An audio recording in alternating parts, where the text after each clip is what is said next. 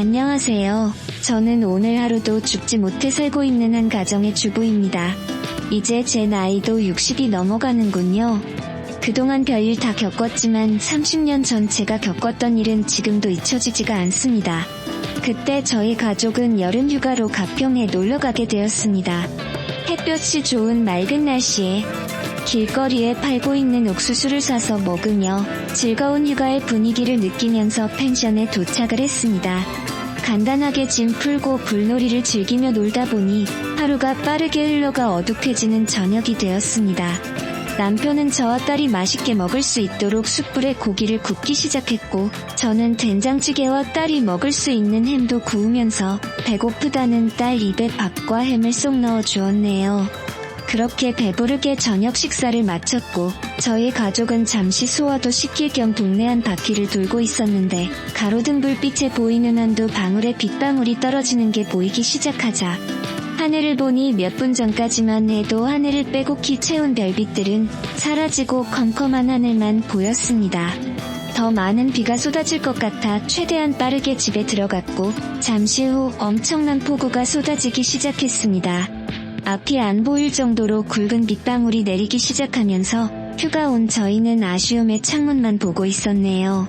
그렇게 아침에 일어나 보니 보슬비가 내리긴 했지만 거의 비가 그친 상태였고 딸은 잠시 밖에 나가고 싶다며 아침 일찍부터 일어나 펜션 주인이 키우는 강아지인지 꼬리치고 있는 계집을 보며 저를 보채기 시작했습니다. 결국 멀리 가지 말라고 말을 함과 동시에 급하게 밖으로 뛰어나갔습니다. 남편은 짐을 싸고 있었고 저는 아침을 준비하며 강아지와 함께 놀고 있는 딸을 불렀는데 몇 번을 불러도 아무런 대답이 없길래 이상해서 밖으로 나가보니 어딜 갔는지 방금 전까지만 해도 있던 딸이 없어졌습니다. 너무 놀라 남편을 불렀고 주변을 뛰어다니며 정신없이 찾아다녔지만 결국 찾지 못했습니다. 아침에 딸과 나눈 몇 마디의 대화가 마지막일 거라고 전혀 생각하지 못한 저는 오열하다 정신을 잃었고 결국 그때 당시 6살이었던 딸은 저희 곁으로 다시는 돌아오지 못했습니다. 너무 큰 충격으로 제정신이 아닌 세월을 살아온 저와 남편은 언젠가는 찾겠지, 언젠가는 만날 날이 있겠지 생각하며 희망을 가지고 하루하루 버티면서 살아왔습니다. 그렇게 살아오다 보니 어느덧 30년이라는 시간이 지나버렸습니다. 그만큼 저와 남편도 세월 앞에 장사 없다고 60대가 되어버렸네요. 그러면서 시간이 흐른 만큼 딸에 대한 기억도 희미해지고 그리움의 감정도 무뎌지고 있었습니다. 지금 만나게 된다면 40을 바라보고 있을 나이일 텐데 존재를 알 수 없으니 생각하면 할수록 가슴이 미어져 왔네요. 그렇게 언제 올지 모르는 딸을 기다리며 삶을 살아오고 있는데 갑자기 저희 집 문을 누군가 두드리기 시작했습니다. 저녁밥을 차리고 있던 남편과 저는 아무도 찾아오지 않을 시간에 문을 두드리니 이상하게 생각했고 제가 현관으로 나가 누구냐고 물어봐도 대답이 없자 그냥 무시하고 돌아섰는데 현관 밖에서 엄마라고 말을 하고 있는 목소리가 제 귓가에 맴돌았습니다. 저는 순간 몸이 멈추었고 엄마라고 들렸던 목소리에 제 심장이 뛰기 시작했습니다. 너무 놀라 급하게 현관문을 열었고 제 앞에 서 있던 여자는 저를 보면서 눈물을 흘리며 엄마라고 외치고 있었습니다. 갑작스럽게 제 집에 찾아온 여자를 보곤 당황도 하였고 긴가민가한 상태로 아무 말 없이 얼굴을 보고 있는데 뒤이어 남편도 달려나오자 남편을 보고 아빠라고 말을 하며 눈물을 흘리고 있었습니다. 현관 앞에 오두커니 서 있게 할 수 없어 일단 집으로 들어오게 했고 마침 저녁을 먹으려고 준비하고 있었기 때문에 셋이서 저녁을 먹게 되었습니다. 남편과 저는 너무 놀라 셋이서 밥을 먹고 있으면서도 너무 얼떨떨했고 일단 밥부터 먹고 천천히 대화해보기로 했습니다. 밥이 코로 들어가는지 입으로 들어가는지 모를 정도로 딸이라고 찾아온 여자의 얼굴을 보느라 정신이 없었고 그렇게 식사를 마치고 과일을 먹으며 하나하나 물어보기 시작했습니다.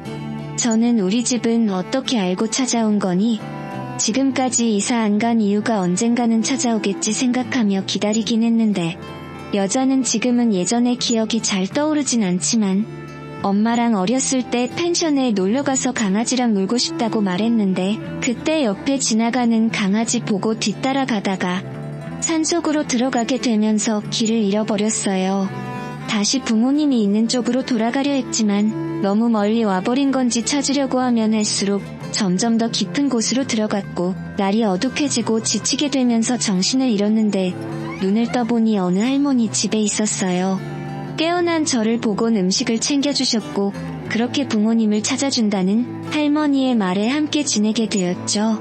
정말 잘해주셨고 부모님이 오실 때까지 매일 눈물을 흘리며 기다렸는데 할머니께서 부모님이 사고로 세상을 떠나셨다는 말을 하면서 저를 키워주셨어요.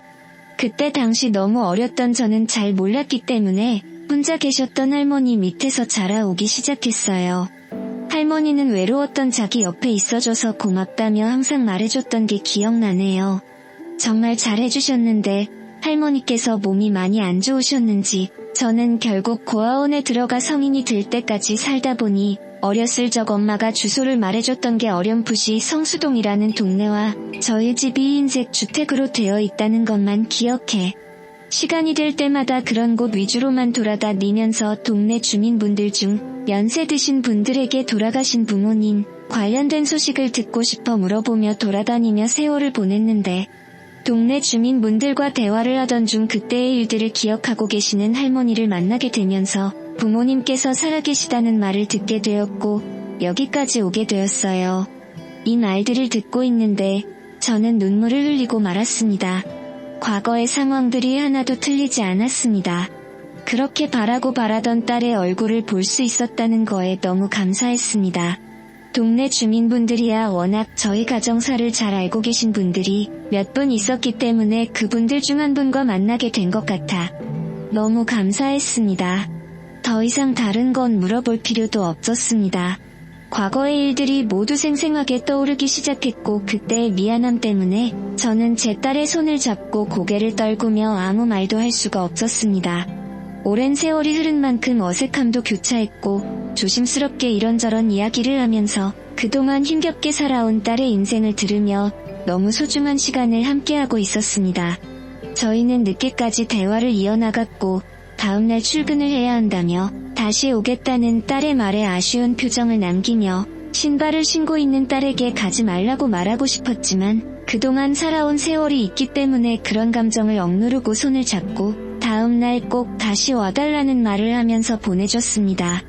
30년의 세월이 흘렀고 6살 때의 기억이 거의 나지 않는다는 딸을 보며 안타까움에 가슴이 미어졌고 그동안 죽은 줄로만 알고 부모 없이 살아온 세월이 얼마나 힘들었을지 도저히 상상이 안 되었습니다. 그동안 못해준 것들 세상 떠나기 전에 모든 걸 다 해주리라 다짐하면서 다음 날이 빨리 오기를 기다렸습니다. 너무 기분이 들떴고 딸의 얼굴이 아른거려 남편과 저는 잠 한숨 못 잤네요.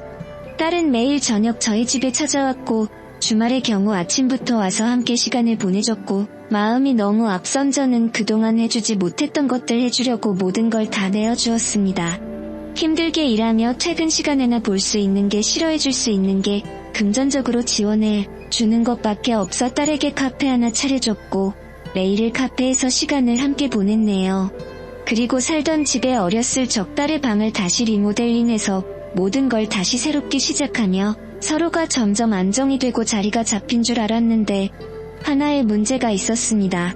예전부터 만나왔다던 남자가 있는데 정리했다고 말은 했지만 밤늦게 전화 오고 밖에서 통화하고 싸우는 소리가 들리다 보니 신경에 거슬리기 시작했습니다.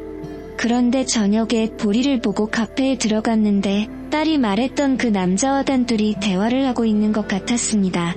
저는 밖에서 그 남자가 나오기만을 한참 동안 기다렸고 밖으로 나오자마자 그 남자에게 다가가 경은이 엄마라는 말을 하면서 따로 대화하기를 원한다며 다른 카페로 자리를 옮겼습니다. 그리고 딸에게 빚이 있다는 걸 듣게 되면서 갚지 않고 계속 도망치길래 정신적으로 너무 힘들다며 나중에 자기도 무슨 짓을 저지를지 모르니 엄마라면 대신 빚을 갚아 달라고 저에게 화를 내기 시작했습니다. 이런 문제를 30년 만에 만나게 된 부모에게 말하지 못한 건 당연하다고 생각해 이 남자에게 빌린 돈 1억을 대신 갚아줬습니다.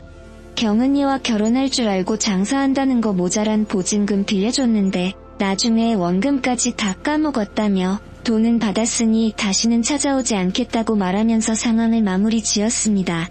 이런 문제로 인해 얼마나 불편하고 힘들었을지 생각하니 너무 마음이 아팠습니다. 집에서 저는 자연스럽게 이런저런 이야기하면서 상처되지 않을 선에서 조심스럽게 그 남자에 대해 말을 하면서 1억을 갚아줬으니 다시는 찾아오지 않을 거라며 미안해하는 딸을 다독여줬습니다. 30년의 세월 동안 부모 없이 살아보겠다고 발버둥 치다가 이런 일들이 발생된 것 같아 마음이 너무 무거웠지만 앞으로 모든 일이 잘 될 거라고 좋게 생각했습니다. 그런데 생각지도 못한 문제가 발생되면서 손발이 떨리기 시작했고 딸과 그 남자의 대화 속에 듣게 된 진실의 충격을 받고 말았습니다. 늦은 새벽 갈증이 나서 주방으로 내려가려고 하는데 딸이 밖으로 조용히 나가는 모습을 보게 되었고 그 남자가 아니면 통화할 일이 없을 거라 생각해 또 접근하고 있는 건가 의심스러워 조심스럽게 현관 앞에서 통화하는 소리를 듣고 있었습니다. 딸이야, 1억 그거 먹고 나르지 마라.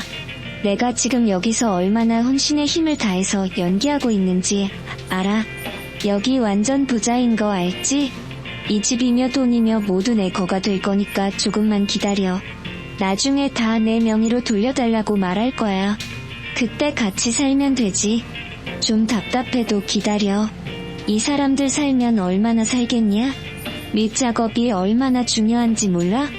일단 1억 받은 걸로 생활비 좀 하고 있어.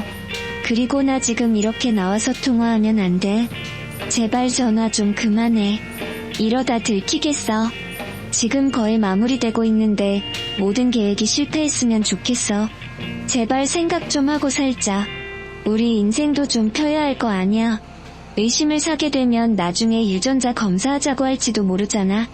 그럼 빼박이야. 내가 전화할 때까지 무조건 기다려. 그럼 끊는다. 이 말들을 현관 앞에서 듣고 있는데 몸이 굳어 움직이지도 않았습니다. 저는 몸을 피할 힘도 없어 딸이 보이지 않는 곳에 주저앉아 숨었고 방에 들어간 모습을 확인한 후 저도 힘들게 방으로 들어갔습니다. 도저히 믿을 수 없는 말들을 듣게 되면서 무서움에 자고 있는 남편을 깨워 이 사실을 말하려 했지만 받아들이기가 너무 힘들었네요. 그만큼 기다려온 딸인데 아니었다고 돈 때문에 접근한 거라고 말을 하면 분명 쓰러지고 말 겁니다. 저도 지금 힘겹게 정신 붙들고 있는데 혈압이 높은 남편은 아마 이번 일이 밝혀지면 세상을 떠날 수도 있을 것 같다는 불안감에 모든 상황 조용히 해결해야겠다 생각했고 다음날 남편과 저에게 애교 부리며 딸 행세를 하고 있는 의문의 여자에게 아무렇지도 않게 평상시 때처럼 행동했습니다. 이 여자가 계획한 것처럼 그냥 우리가 세상을 떠날 때까지 조심이라도 하면 될 것을 이런 사실을 걸려서 또 다른 상처를 줬다는 게 버티기가 너무 힘들었네요. 남편은 출근하고 의문의 여자도 카페로 출근을 했습니다. 저는 친구를 만나야 한다며 저는 친구들 만나야 한다며 저녁에 카페에 들린다고 웃으면서 말했고 아무도 없는 집에 혼자 남아 의문의 여자 방에 들어가 바닥에 떨어진 머리카락들을 주워서 유전자 검사를 진행했습니다. 통화 속에 나온 진실의 유전자 검사할 필요도 없었지만 그래도 믿기 싫어 확인해보고 싶었습니다. 집에 돌아와 한참을 멍하니 있으면서 함께 찍었던 사진들과 추억이 모두 거짓이었다니 생각하며 핸드폰에 담긴 추억들을 보며 한참을 울었고 저녁이 되고 길 건너편에서 열심히 웃으며 일을 하고 있는 의문의 여자를 보고 있으니 그냥 이대로 살까 딸로 받아들이고 살까 다시 예전으로 돌아가기 싫다. 이대로 모른 척하고 살다가 세상 떠났으면 좋겠다는 생각이 들었습니다. 그토록 기다렸던 일들이고 보고 싶었던 딸이었는데 이 모든 사실이 거짓이라도 나 혼자만 사실이라고 믿고 있다면 아무렇지도 않게 살아갈 수 있을 텐데 이런 생각들로 머릿속이 복잡해졌고 결국 카페에 들어갈 수 없었습니다. 그렇게 평상시 때처럼 행동을 하면서 지내오다 보니 유전자 검사 서류가 도착을 했고 떨리는 손을 힘들게 진정시키며 뜯어보니 그 안에 있던 서류에서조차 거짓으로 말을 해주고 있었습니다. 저는 결정을 해야 했고 결국 원래 우리의 삶으로 돌려놔야겠다 생각해 퇴근하는 남편 따로 만나 차 안에서 조용히 대화를 이어나갔습니다. 그런데 남편에게 듣게 된 더 충격적인 말은 저보다 더 먼저 이 사실들을 알고 있었던 겁니다. 저희 집에 와서 살 때부터 유전자 검사를 진행했었고 사람을 붙여 모든 행동들을 다 관찰하고 있었다며 생각지도 못한 남편의 말들에 너무 놀라고 말았습니다. 제가 그토록 보고 싶어 했던 딸이었기 때문에 차마 말을 할 수 없었다며 정신적으로 힘들어할 저를 생각해 진실이 드러날 때까지 기회를 엿보고 있었다고 대화를 이어나갔습니다. 결국 남편과 저와 둘 다 의문의 여자가 돈 때문에 저희한테 접근한 걸 알게 되었고, 남편은 벌써 경찰에게도 이 사실들을 말해놓은 상태로 기회만 엿보고 있었던 겁니다. 그렇게 형사분들과 함께 집에 들어갔고 반갑게 웃으면서 저를 맞아준 딸이라고 생각한 의문의 여자의 팔에 수갑이 채워지면서 모든 상황은 종결되었습니다.